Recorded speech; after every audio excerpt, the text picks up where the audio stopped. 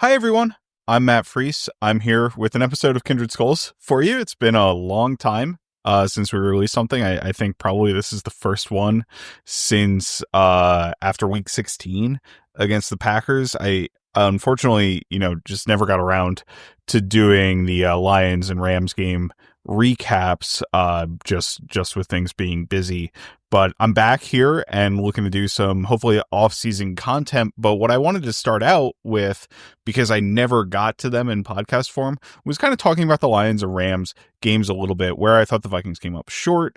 Obviously, they came up short pretty big in both games, but how that might impact them moving forward, right? Because if you go back to the 2024 season overall, I think, looking at it from the perspective of preseason, it was a massive success. But then when you have as good of a regular season as the Vikings did and fall completely flat on your face the last two games against two of the better teams in the NFL, it leads you to kind of some overall questions of what, how you actually move forward from there, right? Because I think you have a really good football team.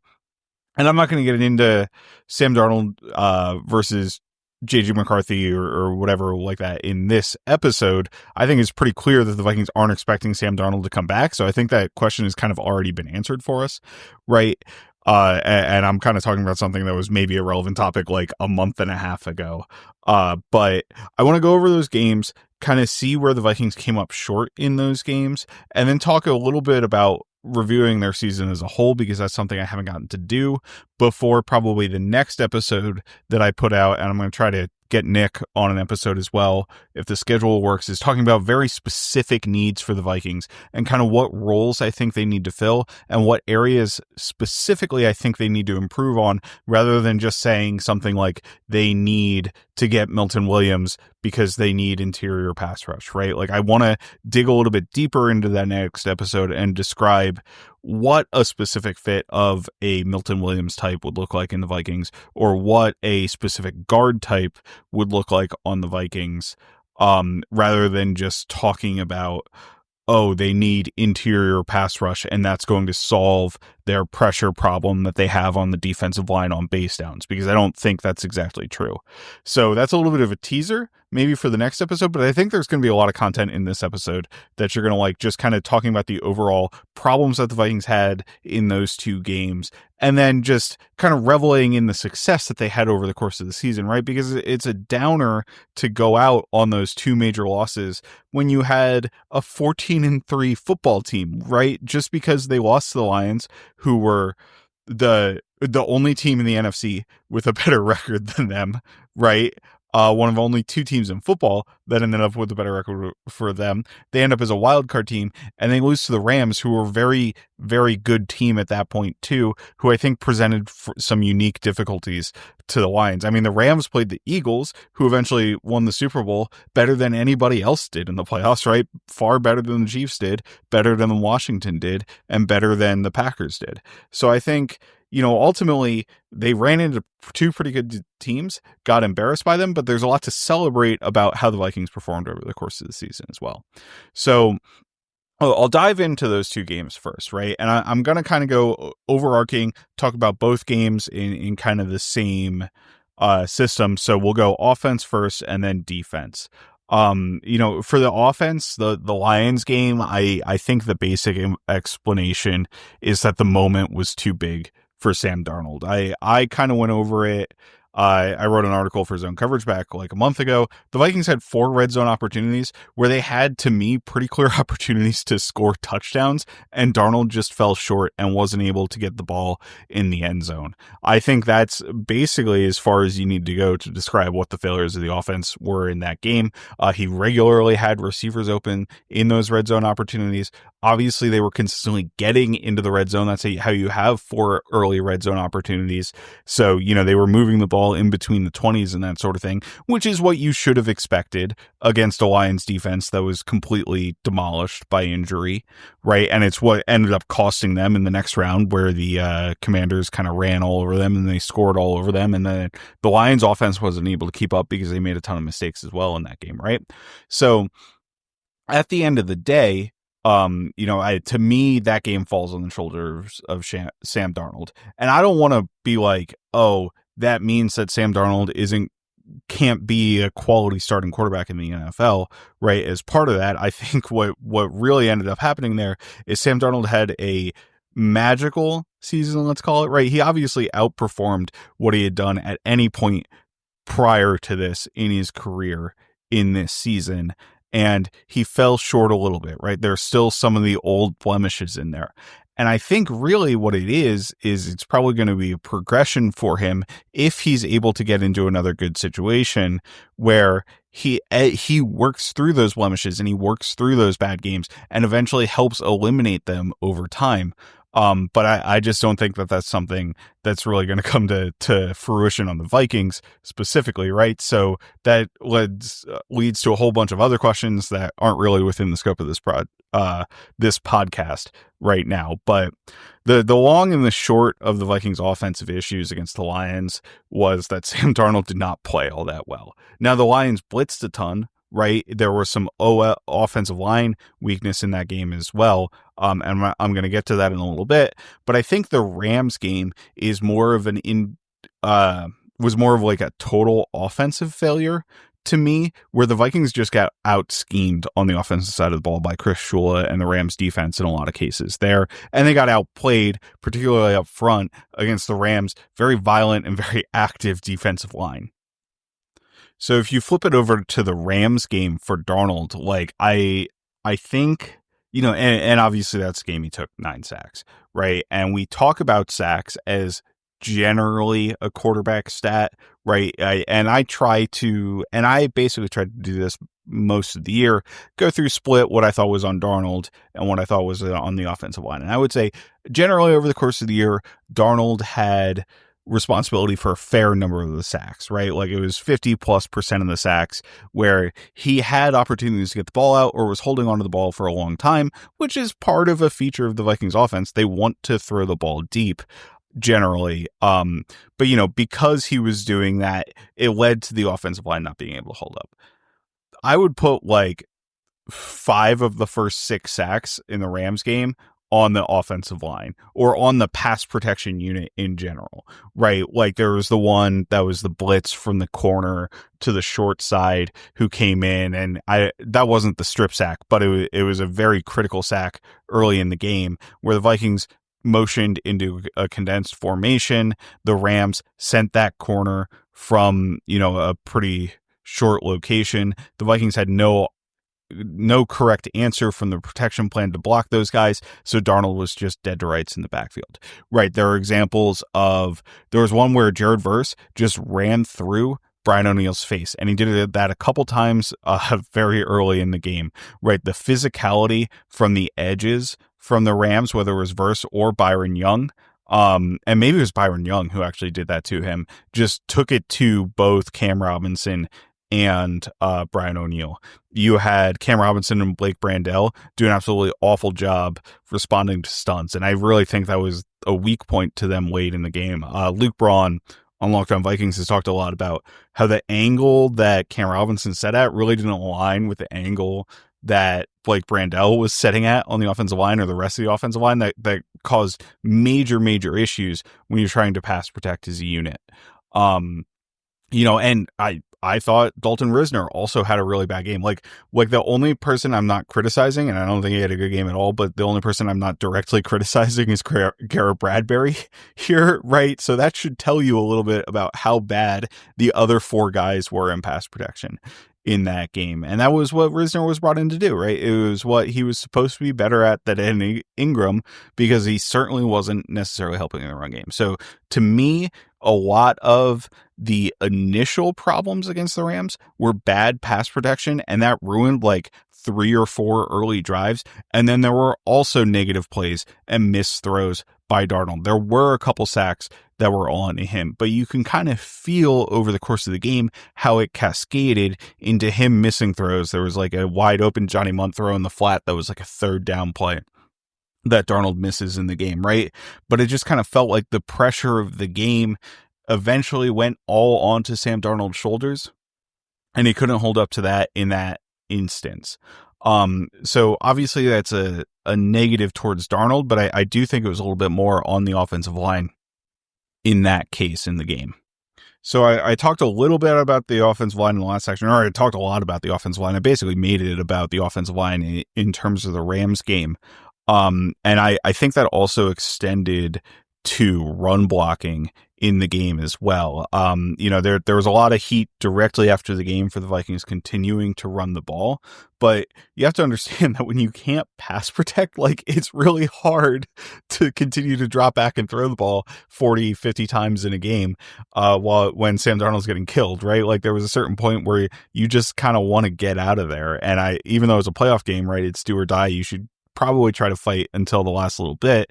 Like, there's a bit of a balance there where you're trying to make sure that you're not actively getting a guy hurt, right? Which it was like dangerous football, is I think what JT O'Sullivan calls it, where it's just like, it's not safe for the player to be out there at that time. And that's kind of how it felt against the Rams, just with the way some of the guys were playing up front.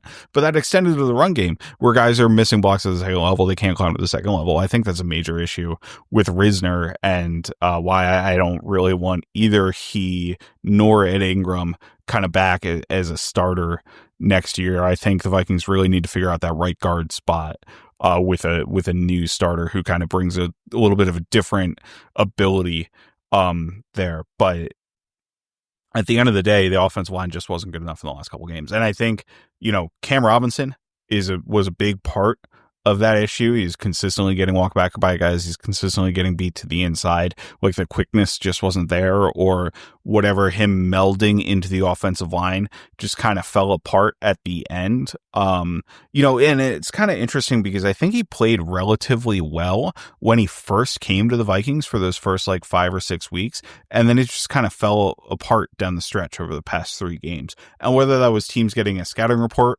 on the Vikings and figuring out, okay, we can attack them in this specific way, and they've kind of been hiding Cam Robinson a little bit, I don't really know. I mean, I don't dislike the pickup. I thought he was a much better option than Quessenberry, who also had to come into the Rams game, right, because O'Neal got hurt and was brutally bad in that game as well. So really there just were no good answers in that game, and that was the story of the game, is the Vikings getting crushed on the offensive line front. In the Lions game, I think a lot of the story while you were alive, right, was Amik Robertson covering Justin Jefferson. If you go back to the tape, I don't think Amik really shut down Jefferson at all. I think the Darnold misses play a huge role in kind of that mystique, where Darnold had many opportunities to hit an open Justin Jefferson or hit a Jordan Addison on quick throws where he holds onto the ball and they don't score points. So that doesn't bother me all that much. Like, I'm not saying Amik didn't have some good reps. I thought he had a couple of really good reps, but I think Jefferson was consistently getting the better of him. What I thought was more interesting was kind of in the Rams game, where they had a pretty good game plan to take away crossers for Justin Jefferson. It's always seemed like they were rotating a safety down into the spot where Jefferson was going to be running a crosser when they were going to run it. So I thought they probably just kind of had a really good bead on what the Vikings were trying to run on offense, which is a huge L for the Vikings coaching staff, right? From like a game planning and play design perspective, where I generally think they're a really good game plan and play design staff. They certainly lost that way against the Rams. But in general, I don't know, it was just a rough game for everybody against the Rams. Jefferson and Addison, and it's kind of hard because the shots that Darnold was taking in the game, I thought, were relatively low percentage, but there were a number of outside the numbers deep balls on go routes that Darnold was simply unable to connect with his receivers in the game. And the receivers weren't creating separation vertically in those situations. And this is like Jefferson and Addison against the Rams corners, who I didn't really have a lot of expectations to play well. So even if Darnold had the time to get the ball off, or he had the time to, or he tried to make a big play happen, it wasn't happening because the Vikings stars and kind of the best part of their offense weren't getting open. So that's certainly something that I think needs to go. We need to go into the off season and figure out like how the Rams shut the Vikings down and how to prevent a specific team from doing that. You can't block guys up front is an age-old thing that'll kill you in the NFL, right? The Super Bowl is a great example of that. You need to figure out a way to block guys up front, but you also need to win on the back end when you do block guys up front. And I do think that was an additional layer of an issue to the Rams game that I was a little bit surprised to see. And then I might have touched on this a little bit about the runs, but one thing with the runs in the second half, and I generally don't have an issue with running the ball until like you literally, need to score in like a minute every single drive. So I wrote it down as I didn't really have that much of an issue with running the ball until the Vikings got the ball with like 7 minutes left in the fourth quarter, because they were always within 3 scores at that point. And another interesting kind of fact, right, is the way the NFL does the clock. If you run out of bounds before 5 minutes left in the fourth quarter, and this isn't something I think everybody understands, especially because like Madden games are 5 minutes, so the clock like basically always stops in those situations, but the clock continues to run. So you can have an out of bounds completion with like 10 minutes left in the fourth quarter, and the clock will still run just like it was a run play, right? So I don't think you're getting a huge benefit for completions versus successful run plays. The one criticism I do have is that the Rams were in base heavy personnel in those situations, and that's when the Vikings were running the ball.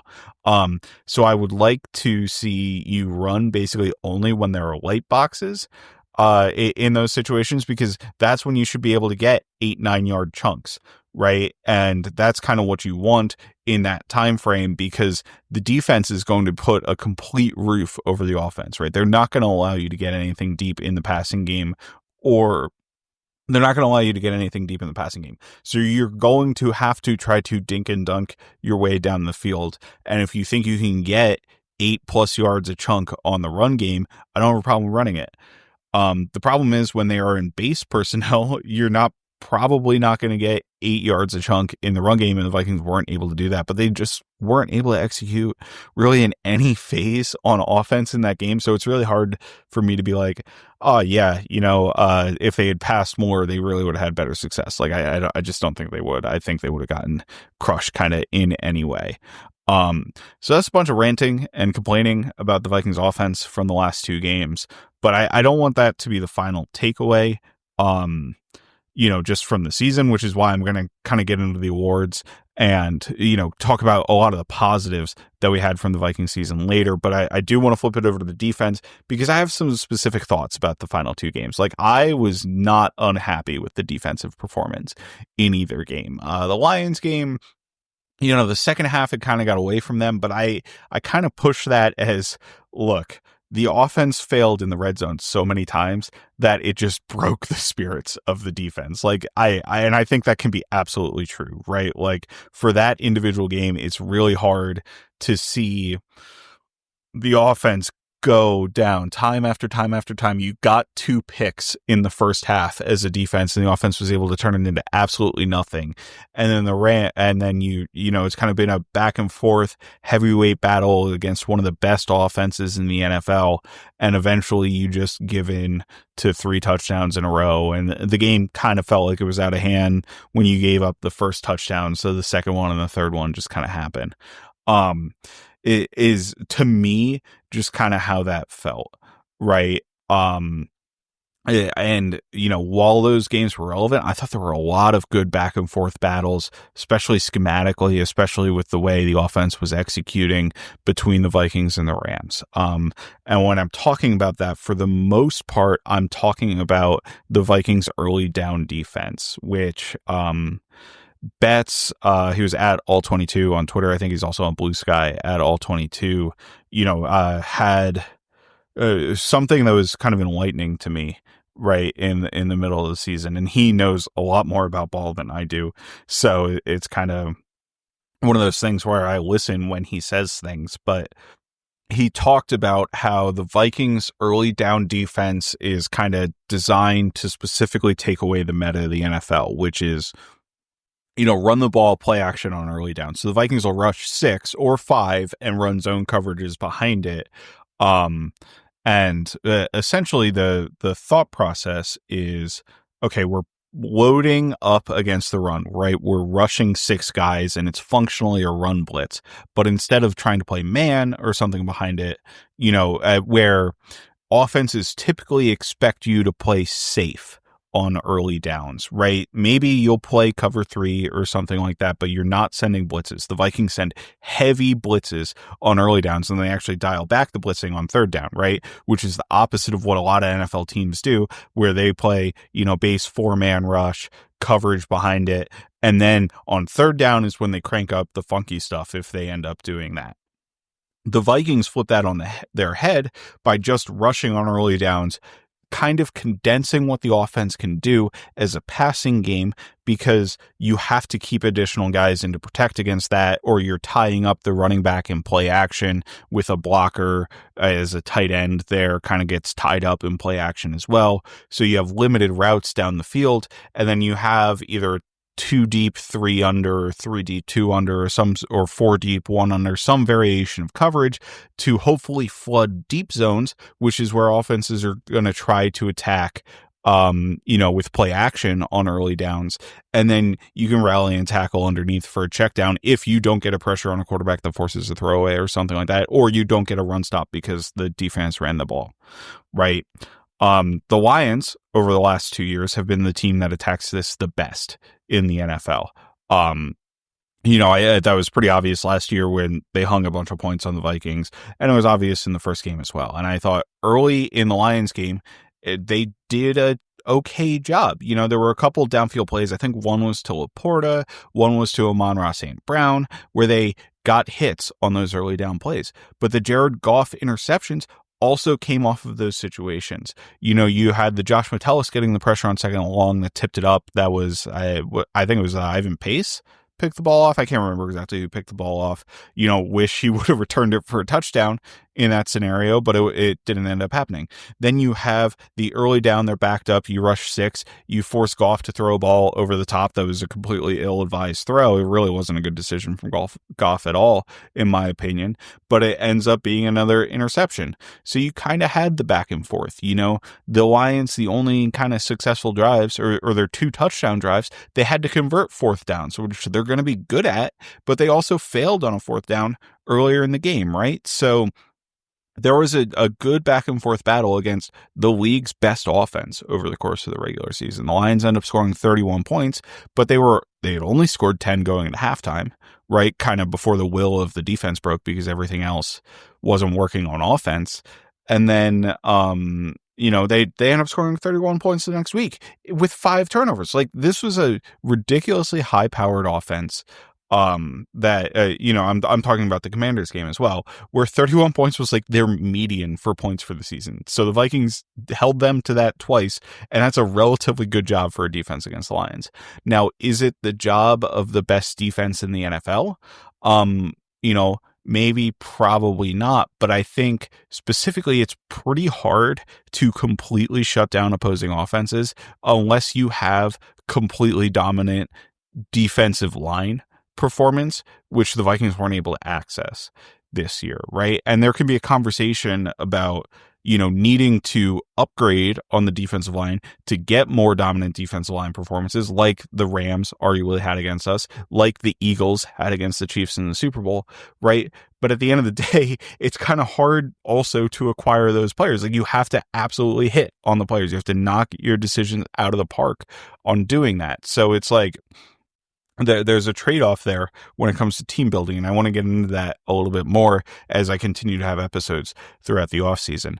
But if I flip it over to the Rams game, I think the first 4 drive starting plays for the Rams game are really indicative of kind of the chess match that goes on, and why I think the way Flores runs defense is still valid against these guys, even if it is going to lead to some hits, right? So if you remember, the Rams hit 2 deep shots to, I believe both were to Puka, on their first 2 opening plays.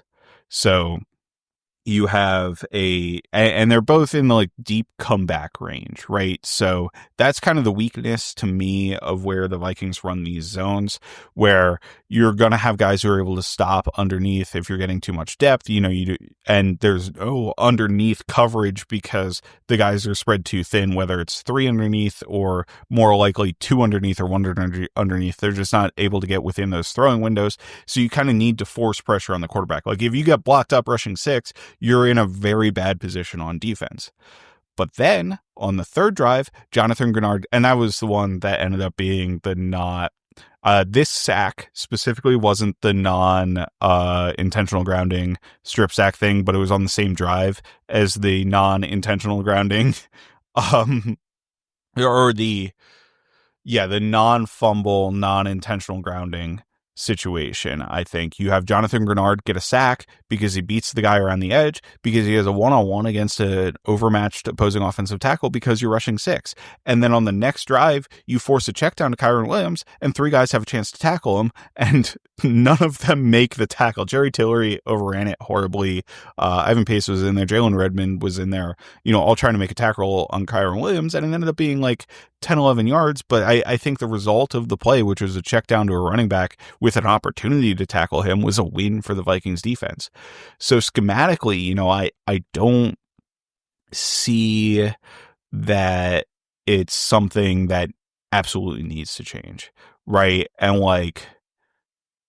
on one hand, having the pieces to rush 4 and play man coverage all game, and I'm going to get into a little bit of the Vikings man coverage here, is absolutely something that you should strive for as a football team, right? But I think as we talk about the Vikings needs heading into the offseason, I don't know if it's something that's realistically able to be done by the time 2025 starts. So I think the style that the Vikings are running, with the ability to run man as a changeup, which they did a number of times this year to success, maybe not against these teams, right? But they did a number of times this year, and it worked out pretty well on the whole. They were actually one of the highest EPA per play man defenses for a long time. And I don't know how the Lions game impacted that, because they kind of crushed the Vikings in man. There was, in that game, you had the Jameson Williams 4th down, which was, I think it was cover 0. No, the JMO one was cover 0, but they kind of checked to cover 0 late after initially showing man coverage, and the Lions motioned into something that the Vikings defense thought was going to beat it, right? So there's a pretty interesting chess match going on there. But Laporta was able to beat Metellus in man a couple times. Amon-Ra St. Brown was able to beat Byron Murphy in man a couple times. So there were just some losses that happened in that game to me, from a man coverage perspective, that really hurt the Vikings' ability. And to be honest, that wasn't something I was expecting the Rams to be able to do going into the game. So I want to credit them for, kind of outperforming my expectations there a little bit. But at the end of the day, that's kind of a player personnel issue, right? Which we can get into when we're talking about player needs. Like, I don't think that the Vikings corners, and when it comes to man coverage, right, it's Metellus is kind of a hybrid safety role. Oh, there were a couple plays where Cashman got beat in man coverage, right? There was a Rams play to the tight end up the seam where he makes I don't even think it was Higbee. I think it was the other one, the Colby Parkinson, where he makes a ridiculous extended leaping catch in man coverage against Blake Cashman, where Cashman, I thought, was a pretty good coverage, right? It's just hard. And there may have been a Gibbs 3rd down conversion against Cashman, where Cashman, stuck with him across the formation, had an opportunity to make the tackle and just couldn't make it. And that's a guy who I think is a really good football player, and I'm going to talk about him a little bit later, who just, got a little bit unlucky, right? It's like kind of like another guy's get paid to moment, which is why I'm not like overly concerned about structural structural failures on the defense. Like I think if the Vikings were able to run back the defense that they had last year and make improvements to their overall offense performance, particularly their offensive line, I think they have very legitimate shots in both of those games. And it's just that the Darnold fell short in the one, and the offensive line completely fell apart in the second one.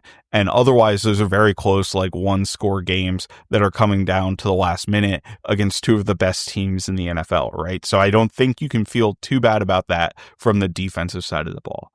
One other note I wanted to have, and this isn't all that fair to him, right? Because I think he's a really good player, but Jahmyr Gibbs completely breaks Cam Bynum's brain.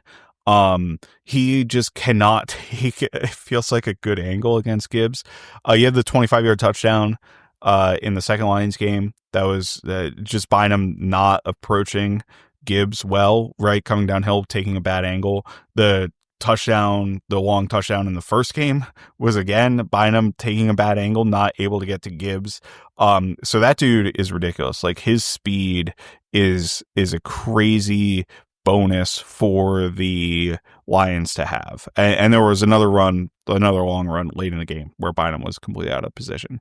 So it's just kind of like I don't know, just credit to the Lions for having really good players, right? And that really was the run game, quote unquote, problem, I'll call it, for the Vikings, right? Was kind of those explosive plays against the Lions, because down to down, I thought they were pretty good and pretty consistent. And I think they're still a really good run defense. And then I just found kind of like an interesting wrinkle, I thought, from the Rams run game, which is that they were running same side gun runs a ton. And I don't know if this is something that just like the Rams do. But what I mean by a same side gun run is, when you have the quarterback in the shotgun, the running back is to one side of the quarterback, obviously, right? So typically when you hand the ball off to the running back, he's going across the quarterback when you're handing the ball off, right? You snap the ball to the quarterback, he steps back, he goes to hand to the running back, and the running back crosses the quarterback's face. So if he's offset to the right, the run is typically designed to the left. The Rams ran to the same side. So if Kyron Williams was offset to the right, which I think he was in a lot of these cases, the Rams ran to the right on that play, and they'd pull guys over and they'd make that side the strong side, basically, right? So the Vikings defense was kind of expecting, and if you're a defensive line, you see the running back, on one side of the quarterback, and you're trying to protect what's called the bubble, the B gap on the opposite side is typically how fronts are structured against shotgun runs. The Rams are kind of inverting that on their head, and that ended up leading to the long run that Kyron Williams had, that he fumbled on, that the Rams recovered, if you remember that. And it led to one or two other successful runs, but the Vikings actually shut it down pretty okay. It was kind of up and down, the Rams run game in that game. And I think that ultimately, the Vikings did an okay job in run defense in that game as well. Like, neither the Lions game nor the Rams game were perfect in terms of run defense. Neither game was perfect in terms of defense. But I do think the defense performed well enough, honestly, in both games for the team to win that game overall. It's just the offense wasn't up to snuff at all, and it turned into a blowout because of that, because the defense played fine against two really good football teams. Or even the defense, could argue, played well against two really good football teams, and it was just kind of a back and forth battle, while the offense just got absolutely demolished in both games. So that's kind of my overall thoughts from the final two games, but I want to flip it over to something I think is a little bit more fun, right, and more interesting, is just kind of reviewing the Vikings overall season, right? Because we need to, despite being disappointed at how the season ended and, having all these thoughts about what the Vikings need to do better in free agency, I think we should also celebrate a lot of fun that happened over the course of the season, right? They went on a 5-game winning streak to start the year. They went on a 9-game winning streak to basically end the year, right? Like there were so many good times, so much fun, like dancing from Cam Bynum in the end zone, all that sort of stuff. So I want to get into that a little bit here, just by talking about all of some of the best Vikings players, right, from the season. So I'm going to start that out by talking about the awards that the Vikings won, right? And it starts at the top. I'll start with Kevin O'Connell winning Coach of the Year. I thought it was a pretty obvious choice. I mean, like, it certainly wasn't unanimous, right? Dan Campbell had a pretty significant amount of the vote. But I think if you look at preseason expectations versus actual results, the Vikings and Washington were the two teams that really overperformed the most, and the Vikings being a 14-win team, very in it until the 1 seed, until literally the last week of the season. And given that Coach of the Year is a regular season award, right, that's a very important caveat for all of these awards, is they all get voted on after week 18. None of the playoffs matter for any of this. Given that that's the case, I think O'Connell's obviously Coach of the Year. You just look at the job that, but I mean, and the obvious answer and the reason you want it is Sam Darnold's performance compared to expectations of Sam Darnold's performance, right? Which is absolutely incredible.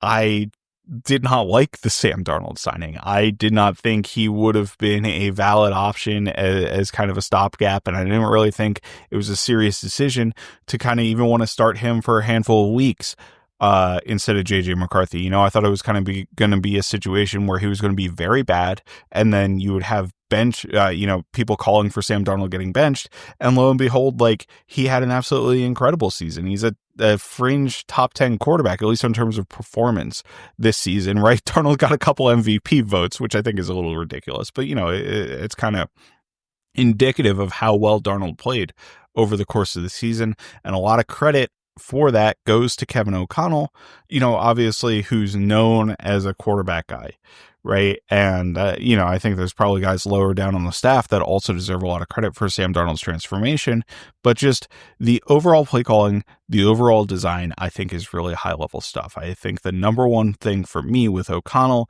is his third down bunch design, where he gets into and out of bunches and 3-man stacks and creates interesting manipulations on the defense on a consistent basis on third down. And I think it's been really successful. And this is like third and short, third and medium from the Vikings. You'll see them motion into and out of bunches, use a kind of a quick short motion, and then basically use the threat of Justin Jefferson to open up TJ Hawkinson underneath, open up Jalen Nailor on certain plays. When you see Jalen Nailor like catch a ball and then go for 10 yards after the catch, that's because TJ Hawkinson and Justin Jefferson and Jordan Addison have pulled the defense in about 5 different directions, and Nailor all of a sudden is the one who's open, right? So it's just pretty cool to see O'Connell win that award, because I think he's totally deserving, just with the type of leader he is, how he appears to have won over the team in pretty much every aspect. I think he generally gets cast as like a player's coach, a happy-go-lucky coach. I do think there's some toughness to him under that, but I think just generally his ability to connect and communicate to players and be a teacher has been an awesome thing, right? And I don't have any inside knowledge, so I can't speak to like specifics, but obviously it's worked very well for the Vikings over his 3 seasons so far, and he got an extension that's very well deserved. So if we flip it over to the most exciting and most important player on the Minnesota Vikings, it's obviously Justin Jefferson, right? Another first-team All-Pro season, a unanimous choice for first-team All-Pro with Ja'Marr Chase, who was also a unanimous choice.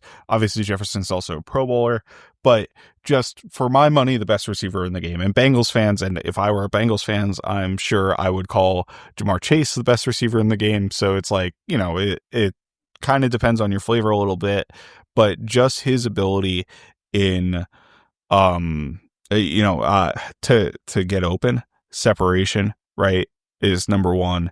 He's absolutely incredible at it. He is the single best route runner in the game to me. His ability to get off press coverage, his ability to stem his routes, his ability to come back to the football. I think, a couple of the most memorable plays for me from Justin Jefferson this season are, I think there was a 4th down? I don't know. It was a critical play against the Cardinals where he came back to the ball like 5 or 6 yards between 3 defenders and made a catch. Just absolutely ridiculous stuff. And then over the top, the 49ers 97-yard touchdown. How can you forget that? Right.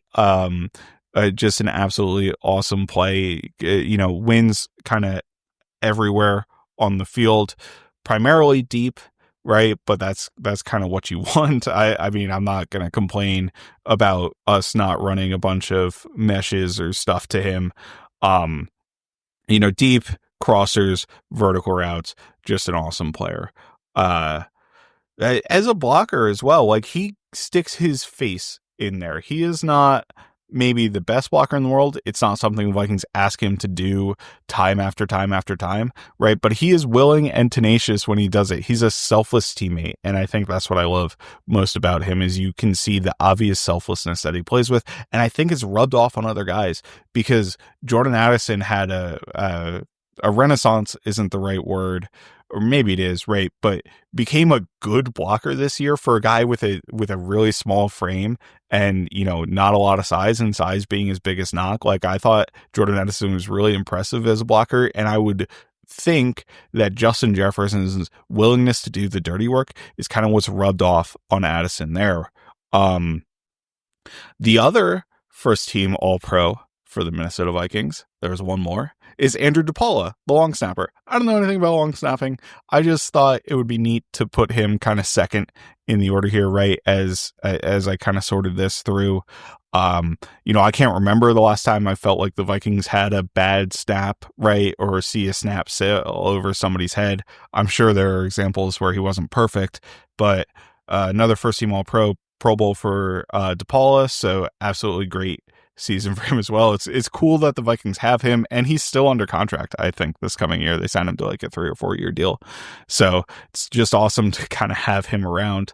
And then I want to get to the two edge rushers, right, who I think are probably the other most impactful players on the team until we get to Darnold here next. But Andrew Van Ginkel ended up as second team All-Pro. He also made the Pro Bowl. Jonathan Grenard made the Pro Bowl.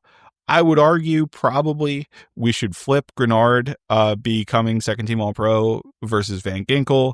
There's also a lot to talk about with Pro Bowl voting in terms of like, it's kind of ridiculous how they delineate between second team and first team in terms of number of votes, because I think Blake Cashman or something, or maybe it was Byron Murphy, got as many votes as Van Ginkel, if not more votes than Van Ginkel, but didn't end up as second team just because of the nature of how the position shook out, right? But very phenomenal seasons from two, I think, pretty different players, despite the fact that they're both, listed as outside linebackers, play edge rusher.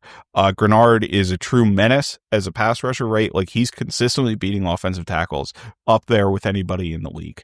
And that's a really, except maybe Myles Garrett, right? But that's like a really important thing to have as a defense, which is why I would put him as second team All-Pro. He's also a phenomenal run defender, has great length, uses it to his advantage in run defense, is tenacious, can regularly defeat opposing blocks, doesn't get moved off of his spot.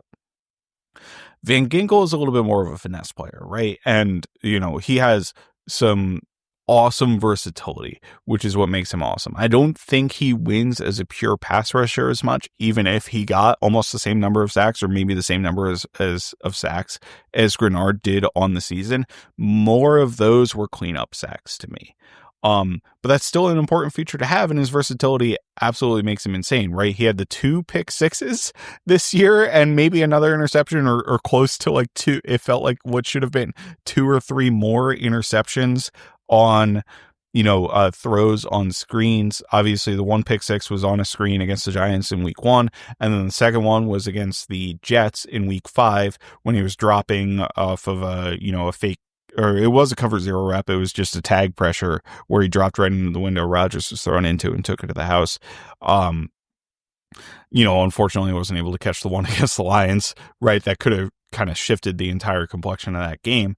But, just a really, really awesome chess piece and versatile piece for the Vikings to have in this defense. He filled in an off-ball linebacker while Ivan Pace was out. He is a very fluid coverage athlete with the additional ability to rush the passer and kind of win on stunts and, have that influence in the passing game. In the run game, he can get moved a little bit, but he's also a tenacious defender. He's a really smart defender in terms of how he's taking on opponents. So really overall, just a great player for the Vikings. And it's kind of awesome that they were able to add both Van Ginkel and Grenard this offseason and get way more for the value than what they paid for them. Right. Like the Vikings got, and this is no shade to Danielle Hunter, they got similar production from what Danielle Hunter was providing them and what Danielle Hunter was able to provide the Houston Texans. Like I would put Grenard and Hunter as equivalent level of players both this year, like comparing Grenard this year to Hunter last year, or 2024 Grenard to 2023 Hunter, or 2024 Grenard to 2024 Hunter. I think you're getting an equivalent level of player for $6 million a year cheaper, right? Which my whole point at the time is I would like to keep Danielle Hunter, because even though the price tag was higher, I thought we were going to get a higher level of play from Hunter than we would have. I don't think that's the case anymore. Like I think Grenard is up to that level, which is an absolutely dominant force on the defensive line. And he's really the piece I think you build around when you're building out this defensive line moving forward. So going back to the offensive side of the ball, another Pro Bowler for the Vikings was Sam Darnold. Sam Darnold also third in comeback player of the year voting, receiving votes for that award, despite the fact that the AP basically reminded everybody that the rules should be that Sam Darnold isn't eligible for the award. So that kind of tells you how good of a season or how little, guys were paying attention. Joe Burrow ultimately wins the award. I would argue personally, right, that barring a most improved quote unquote player award, which is really what Sam Darnold deserves, comeback player of the year makes perfect sense for him, and maybe a little bit more sense than it does for Burrow. But obviously, it's kind of like a, what are the rules of awarding this award question, which is a little bit silly.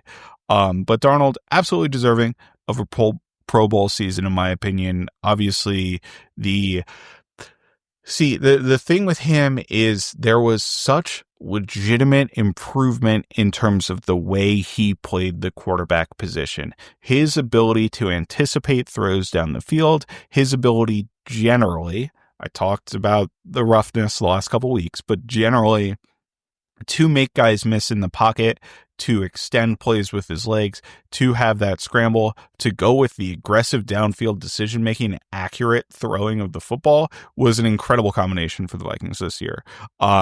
This was, on par. Maybe that's not fair, but very close to as good as any Kirk Cousins season that he had with the Vikings, right? And the Vikings got that for $10 million. I think specifically with Darnold, a couple downsides are that he holds onto the ball for a long time, right? And that's what's really led to some of the sack issues that the Vikings have had.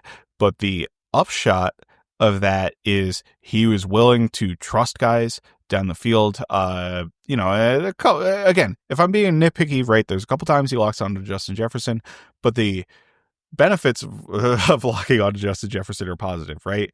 But his ability to process through reads was something I wasn't expecting him to be able to do, and I think it's something he did at a really, really high level for the Vikings this past year. So that's something I'd hope he'd be able to continue moving forward, no matter where he ends up in 2025. So overall for Darnold, just an absolutely phenomenal season. And I'm sorry I'm couching the praise a little bit, but I think you see some of the that Falcons game, I think, will stick in my head, not just for Jordan Addison, but also for Darnold in terms of his ability, his escapability from the pocket to get the ball down the field, consistently hitting the deep shots, was just an absolutely phenomenal performance that sticks out to me.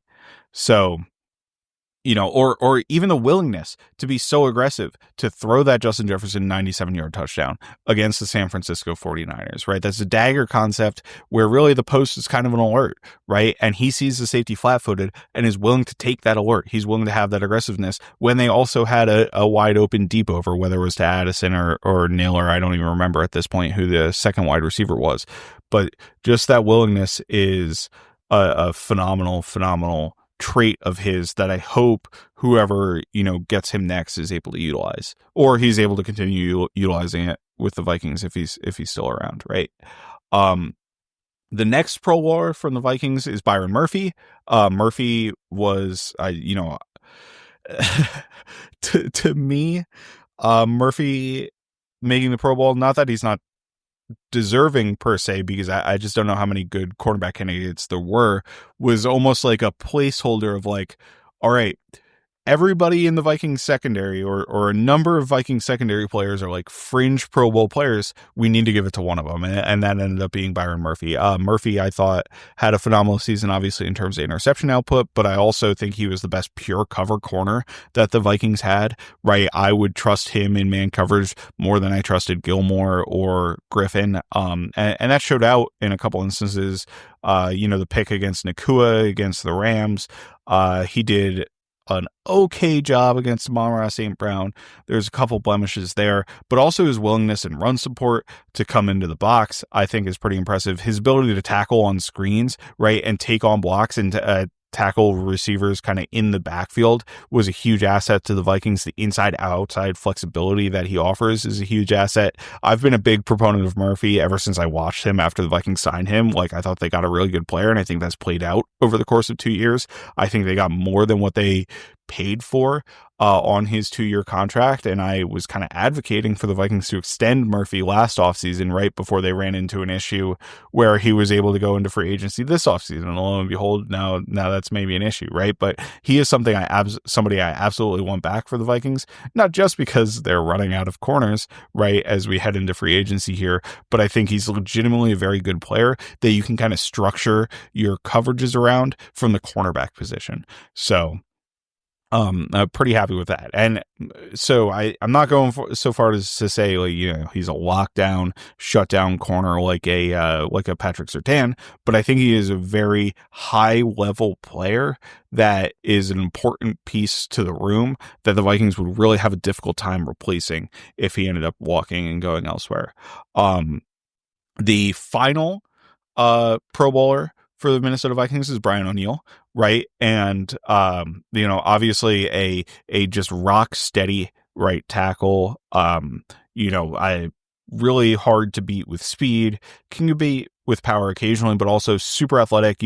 His open field, downfield blocking is truly really fun to watch, and then just the smoothness with how he is as a pass protector, pass protector, I think is a huge benefit to his game, right? The Vikings were very successful along the offensive line early in the year, especially when Christian Darrisaw was in. That's big credit to O'Neill. And I think he's just a rock solid player that's totally worth it for the Vikings. Some other guys to shout out, right? Like, I really liked what Aaron Jones gave the Vikings this year. He ended up with 1,500 yards from scrimmage. I think you look at the efficiency stats, is like kind of a little bit surprising. It was a little bit surprising to me that he got 1,500 yards, but I don't think a lot of the failures from an efficiency perspective were his fault. I think when you got back down to the second half of the season, the offensive line really struggled to block on a consistent basis. And even early in the season, like it was pretty boom bust in the running game, whether or not they would actually get a hit. And that's kind of blocking based. I really liked what he brought to the table from a pass catching perspective as well. And as a blocker, I thought he was pretty solid. CJ Ham deserves a shout out just for being awesome and being the Vikings' third down pass protector, the man who they kind of trusted the most in those pass protection situations. Makes a lot of sense for me for them to do that, because when you're on third and long or third and medium or something like that, it's really hard to put 5 guys out into the route. It's certainly what we'd want to do in Madden, but defenses are just too good at creating pressure schemes for you to leave only 5 guys in protection. So I don't have a problem with bringing in CJ Ham in a pure passing situation like that, because the defense knows you're going to pass anyway, right? So it's not really a tell, and he's your best pass protecting back. And then on continuing along the offense, Jordan Addison obviously deserves a shout out. He didn't end up making the Pro Bowl or anything. He ended up having 900 yards, kind of just short of 1,000, but just a phenomenal deep threat and kind of filling out that second receiver role. He really came into that role this year. Jalen Nailor, I thought, people will complain about the drop issues, but as a third receiver, I think he's a great weapon because he adds an additional deep threat and threatens opponents vertically. Even if he's not going to be the most consistent player, you're not going to have, like it's really hard to get two good receivers, which the Vikings have. It's even harder to have three good receivers. Like there's been very few examples of teams that have even had that. I guess you can go back to three deep. And the Vikings have also heavily invested in TJ Hawkinson as a passing option, which, Hawkinson I think is a very good player, even if he missed half the season due to injury. So that's there. Christian Darrisaw, obviously, hopefully he's able to come back healthy, early on next season because he was just a massive, massive loss with the Vikings having moved Cam Robinson, worked pretty well, but ended up biting them in the back end. But Darrisaw's smoothness, your ability to leave him completely on an island in pass protection, he's not going to win he's not going to completely lock down somebody, right, and win every single battle on the outside when he has to go up against a Nick Bosa or somebody like that. Just thinking of an example from early in the season. But he's such a consistently good player, and he's such a dominant run blocker as well in terms of his ability to move people that it's just a critical piece to the Vikings offense that they were missing for a long portion of time. And then going to the tight ends, Josh Oliver, fantastic blocker in the run game as well. Pretty important. And TJ Hawkinson, like I said, played pretty well coming back from injury. Like he was a critical third down piece, especially in the Jags game. If you remember that, obviously they ended up kicking field goals, but made a number of clutch plays down the stretch. The Bears game too. Oh man, what a game. That first Bears game from both TJ Hawkinson and Jordan Addison when they focused so hard, way too hard on taking away Justin Jefferson. If we flip it and, sorry, Johnny Munt's there. I'd love to see Johnny Munt come back to the Minnesota Vikings for another year. So if we flip it over to the defensive side of the ball, I mean, how can you not say like basically everybody on the defense? First of all, Jonathan Bullard and Harrison Phillips, early down run defense, absolutely phenomenal. Jihad Ward, I think, was a really underrated piece of the Vikings for what he provided on third down and passing situation in like that phase of the game in terms of his interior pass rush and his ability on stunts to work things. Pat Jones as a rotational player, right? Like early in the season with a bunch of sacks. Really, kind of took his game to another level, and I hope he gets paid by somebody else, kind of like DJ Wanham is. Like he deserves to cash in that way, even if I'm not sure there's a spot on the Vikings for him moving forward. Dallas Turner, is probably somebody people want me to talk about, right? If you're listening to this, where it's like, oh man, how did the rookie do? Maybe disappointment in the first round pick, only playing a certain number of snaps.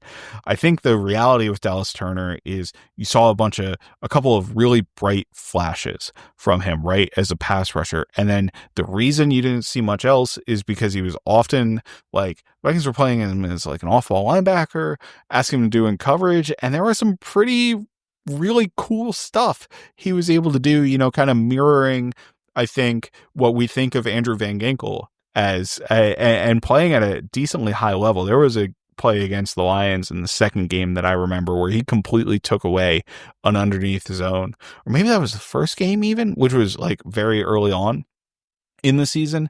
And it was just a truly really impressive zone drop from like a regular linebacker that you don't expect from an edge rusher who also had a couple of really nasty speed rushes as the season went on. So I think he needs to add more strength, but I'm really hopeful about what he can be as a Viking.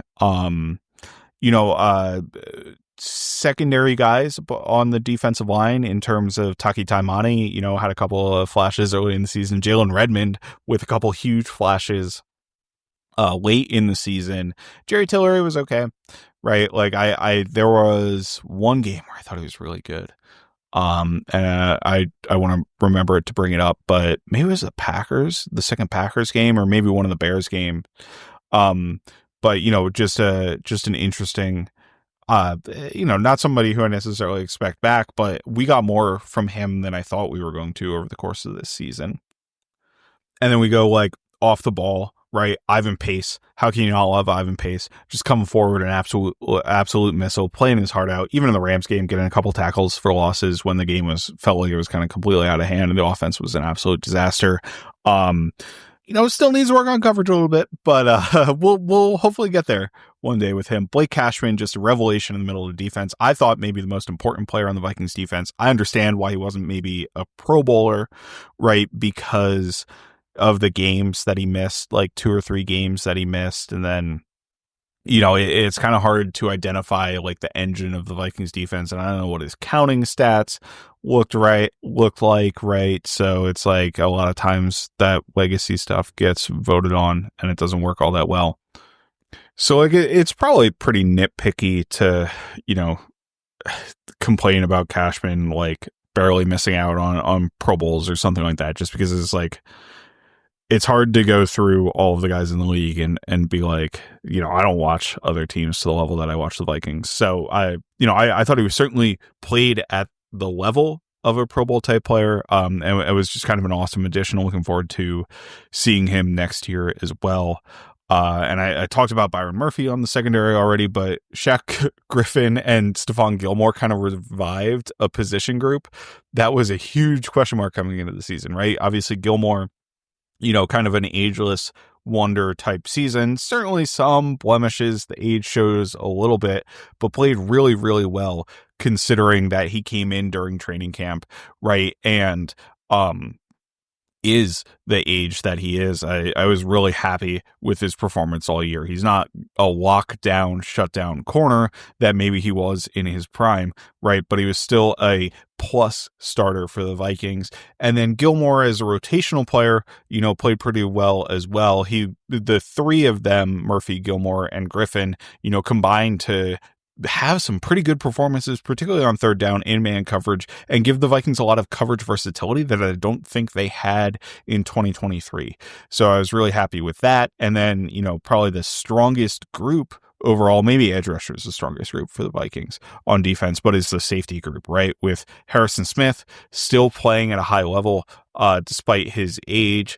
Maybe he comes back for 2025. It would be really cool to see him if the Vikings were able to make that work. Or, if he rides off into the sunset and retires, totally deserved. I think he should be a Hall of Famer. I think probably his Hall of Fame case is a little bit more questionable than you may think offhand, just because unfortunately, like, he had a bunch of people stealing all of his accolades that he deserved over the course of his career. So, that's a bit of a question, but Cam Bynum is a deep safety, just a very solid player on the back end, a plus starter, maybe a fringe Pro Bowl type of player, although he might not have the impact that like maybe some of the best guys in the league at that position have. And then Josh Metellus, just as like a jack of all trades, do anything type of player. I don't think maybe he's an elite player at any specific thing, but his versatility is the key to who he is and his game. So just kind of wanted to go through almost all the guys there and talk about some of the really big positives. Obviously the celebrations from Cam Bynum are ridiculous, ridiculously awesome, I should say. Right. So really good stuff across the board, and a huge part of the reason I just kind of wanted to celebrate them for the Vikings 14-3 season, which was a ton of fun to watch and cover and all that stuff. So just some other news coming out of the Vikings. Assistant quarterbacks coach Grant Udinski got hired as offense coordinator with the Jaguars under Liam Cohen. Udinski had gotten a lot of credit for working with the quarterbacks, whether that's Sam Darnold or Josh Dobbs last year, or the backups in terms of Nick Mullins, Jaron Hall. All those guys got probably plus performances out of those. He combines right with Josh McCown as part of the Vikings quarterbacks coach. Chris O'Hara, who I think was a quarterbacks coach or something for the Vikings, also is a senior offensive assistant or whatever. I think you always have to shout out Keenan Cardell for his work with the receivers.